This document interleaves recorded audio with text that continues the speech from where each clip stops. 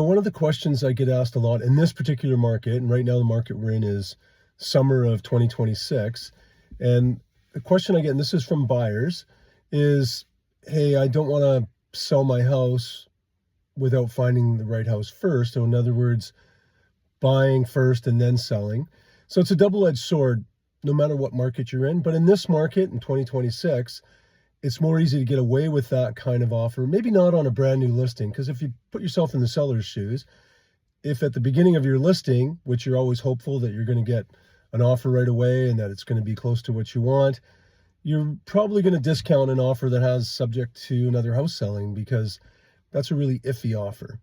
So, but once you try listing and maybe you don't get successful in the first couple weeks, or maybe even first 3 weeks, maybe you don't have an offer, or maybe your price is a little too high and you've got to reduce the price, then you're more likely to look at an offer subject to sale. So that's what I tell buyers too. If you're looking at putting an offer in on a property subject to your place selling, it's probably not going to be a brand new listing. So you're going to have to go after ones that are maybe been on the market a little while, but hopefully they're motivated to come down.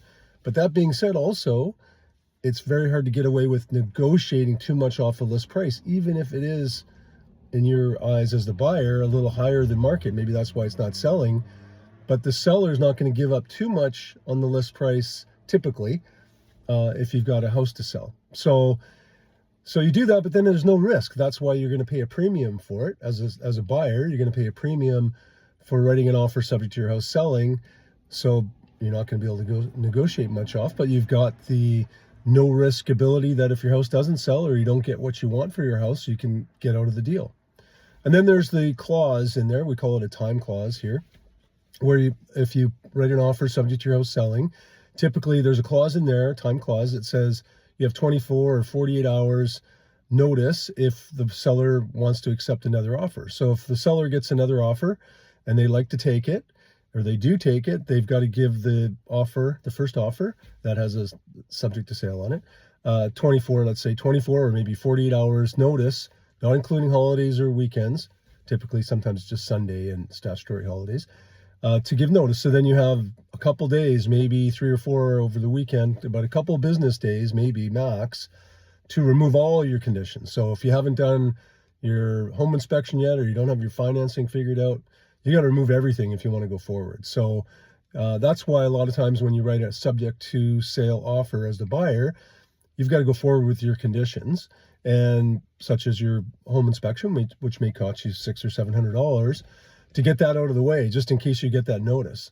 The other thing, obviously, you're hoping for, if you're the buyer in this situation, is for a quick sale on your home. So that means you're not going to negotiate much off the price of the home you're looking at, and you're probably going to not overprice your house, hopefully, because if you really want this house you're going after, you're going to have to price your house sharp, and you may feel pressured to take the first offer. So you're going to probably take a little less than you could have, and you're going to pay a little more than you should have.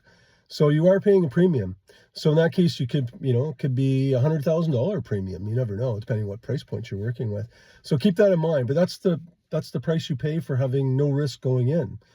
The other, obviously, like I was saying, double-edged sword, is selling your home first, and then knowing what you've got, but then you're at the mercy of what's available. So that's the double-edged side of it, is that when you sell your house first of all, you can maybe stretch out on price a little bit. I'm not telling you to do that. You should always price it at market, but you have a little more time to expose it to the market, hopefully, and that you get premium.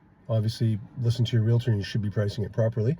But let's say you get premium. Now you've got what you want, or what the market's willing to bear, but you're at the mercy of what's available for what you're looking for. And if you're looking for a particular type of house, it may not be available. So you may have to make two moves. So now you're going to have to spend some money renting, or take time, maybe live with family. So it's on that end, you'll get more money out of the sale of your home.